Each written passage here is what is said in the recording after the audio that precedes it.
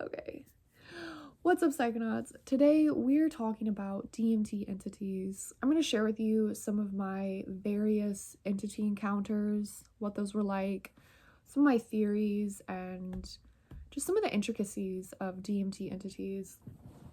I don't really know where to start, so I'm just going to start by telling you that it actually took a while before I had my first entity encounter. I had quite a few trips before that point, before I had that first experience.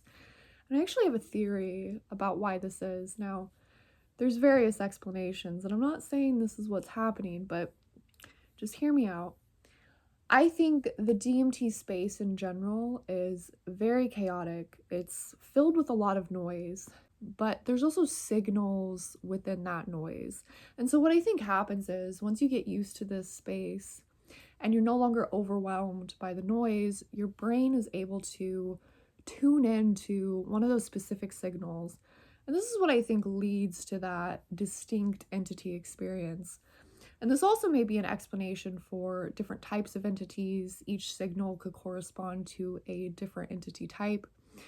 But that's just an idea I'm throwing out there. I think the first entity that I want to talk about is the machine elves. These are probably the most talked about DMT entities. Terrence McKenna is the one who coined the phrase machine elves, and he talked a lot about what these autonomous elves were like that populated hyperspace. So my first experience with the machine elves was my first ever experience with the DMT entities. They're very much these playful, tinkering almost entities. They're very inviting. They're very excited about you coming into hyperspace, and they're almost like little kids in a way that they want you to come look at them and come see what they're doing and see what they're making. Sometimes I feel like they're kind of like working in the cogs of your mind. They're little tinkerers. So my first experience with these machine elves, I got into the DMT space, and what's so interesting about entity encounters is the felt presence of the entities. And I think I'm really gonna have to explain this point, because before I ever had entity experiences, I was sort of under the impression that they were visually represented. Now, that's not to say I don't have visually represented entities in my experience. I do, but that's not what makes them feel real. That's not what makes me convinced that I'm interacting with some autonomous entities. So sometimes the entities can be visually represented, but oftentimes they are sort of ambiguous in their visual representations. Sometimes they pop in and out of existence, and they almost like morph into the background. They morph into the hyperspace itself. And sometimes there's the experience of the felt presence without really any distinct visual representation at all. Now, there's always a connection. I think there's always a connection with that felt entity encounter experience and what is happening visually. But the entities themselves aren't always presenting themselves within the space. And the reason I want to emphasize this too is because the sense of like sensing that there's another entity with you is a very strong intuitive sense. I mean, this is what is so convincing about the DMT entity experience. So when I had this experience, I immediately felt presence and this telepathic connection. I felt like I had like tuned into this wavelength of a message, and the message was look, come see. It was a very like playful message. It was come look, come see what we can do. And I had this very distinct energy associated with this message, and it's really hard to remember everything that happened, but I remember these machine elves where they were telling me to just come look at them and come see what they could do.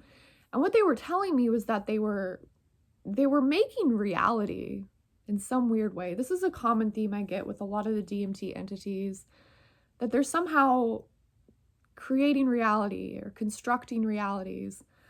Another thing I want to say about the machine elves is I think they are the entity that's very much associated with the impossible objects.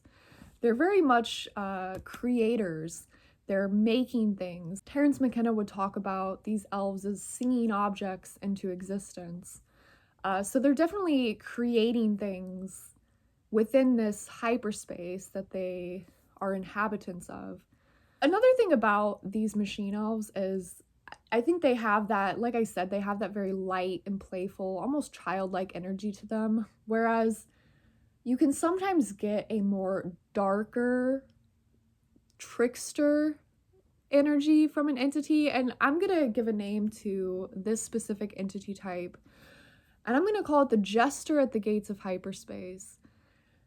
Okay? Because this is how I typically experience the Jester or trickster type entity is, unlike the machine elves, I feel like the Jester trickster entity feels like a singular, like it's manifested more in the singular. It's usually in the center of the field of vision, whereas the machine elves are more scattered and there's a multitude of them. The Jester entity is very centered and singular and condensed. And I sometimes feel like it's at those very gates of hyperspace, at that entrance of hyperspace. And I often feel like I get these tests from this Jester entity. This Jester entity likes to test me. So one specific experience I had with this entity type was this Jester trickster entity sort of blocking my way into hyperspace, and it kept morphing into different images and was sort of asking me, are you scared? What about this? Are you scared of this? How about this? Are you scared of this? And it just kept morphing into different things that my mind might find scary. I do remember one thing distinctively is that it morphed into this like evil looking clown entity. And it almost feels like a test that you have to pass before you enter hyperspace. And the way that I'm able to get past this is by not letting it faze me. You don't want to give in to that fear. I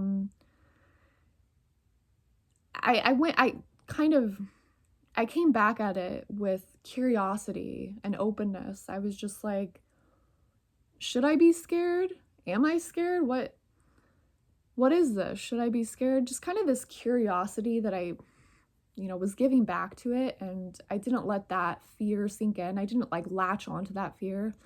I think a lot of times bad DMT trips can happen in this stage before there's like that full breakthrough to hyperspace, where you just get, you can get easily caught up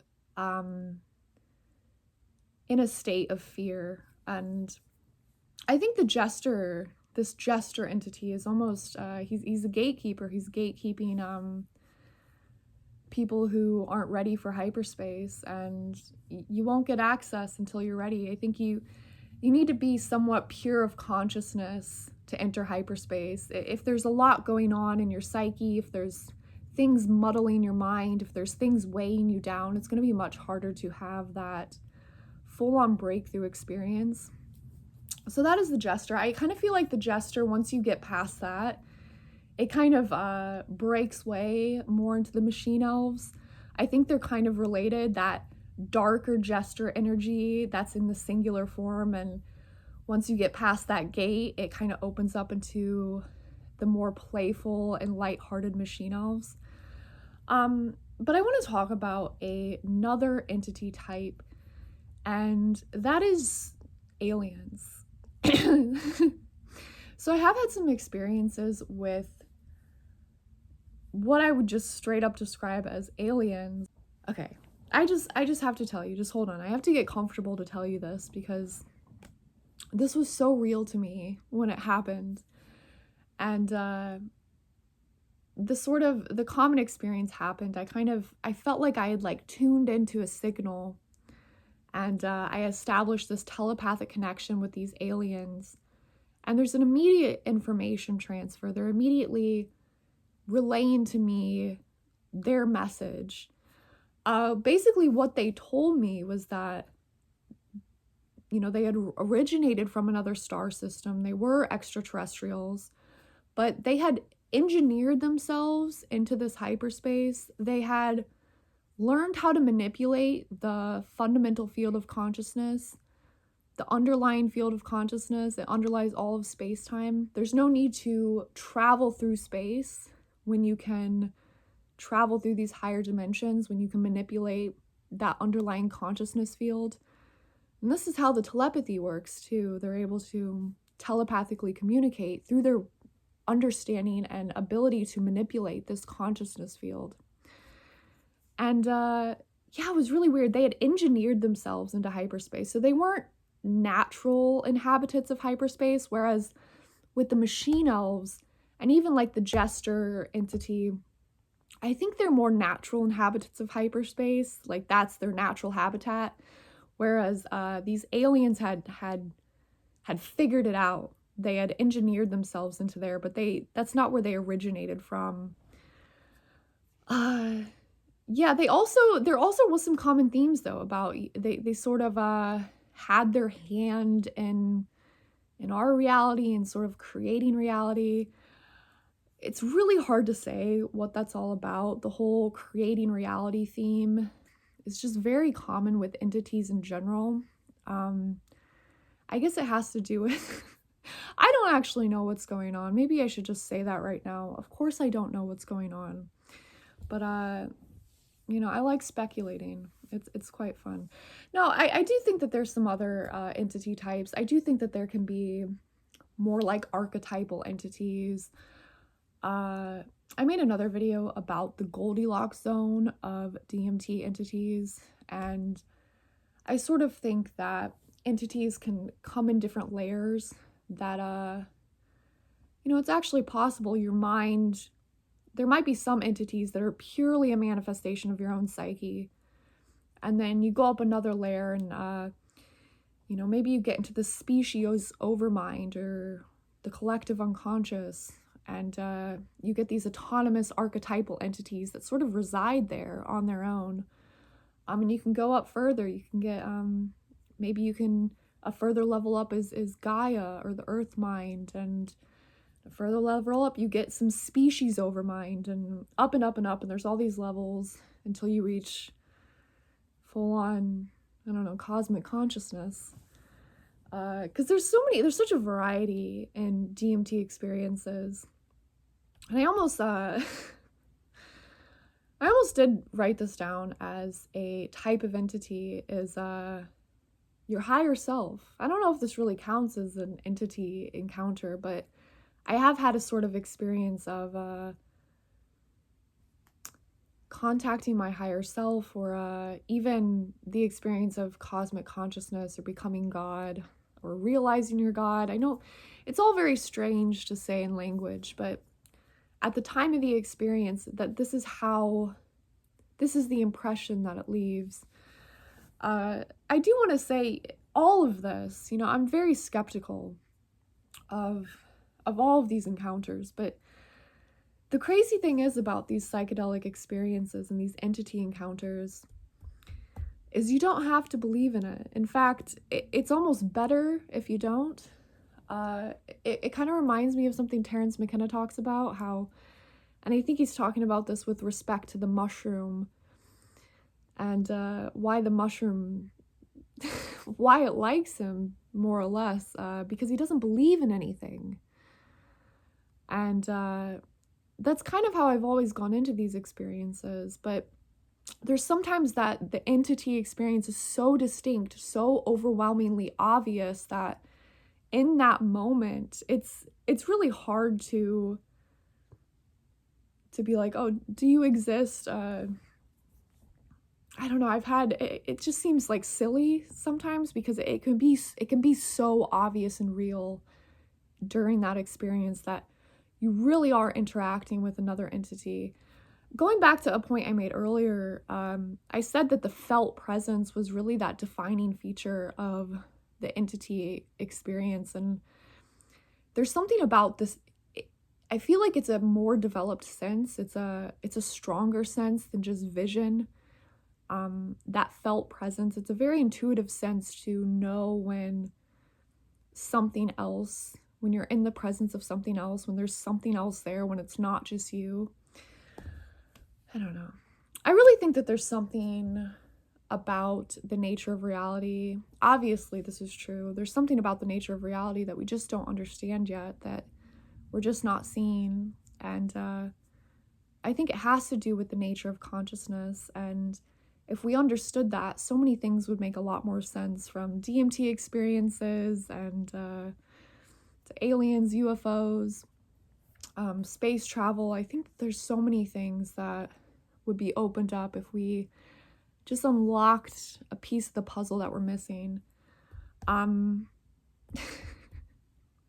kind of want to just keep talking because I do have some more ideas to say. Another idea I had about DMT entities before is that, you know, maybe some of them could be future humans, almost in the same way that the aliens had engineered themselves into hyperspace.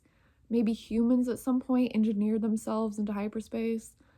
And, you know, in this higher dimensional space, it might be outside of time as we know it. And so, you know, maybe there is interaction with a sort of future evolved version of human beings. That's just another thing I wanted to add. I don't know if I said everything. Anyway, I think that's just going to be all for today's video. I hope you enjoyed that talk on DMT entities. I'd love to know your thoughts. What entity experiences have you had, and what do you think is going on? Yeah, I don't know. I don't know what's going on, but I'd really like to find out more. I think that there's something truly interesting about the DMT experience and the entity experience. And I'm not claiming that these entity experiences are, you know, real in the truest sense of the word. I mean, they are real. They're phenomenologically real, but you know, but the truth of what's actually going on the fundamental level is something that I don't know. I can't claim to know, of course, but I just love thinking about it and trying to see what I can figure out. I'm just talking at this point, so because I feel like there's something else I want to tell you.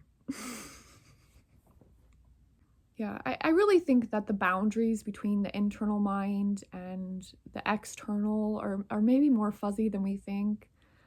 I tend to think that it might not be either one. It may not be something completely internally generated or completely existing independently and externally. What if it's somehow something in between, being internally generated and externally real? That's kind of where my intuition leads me, that it might be somewhere in between. So I'll leave it at that, and you will see me in the next video. Bye bye.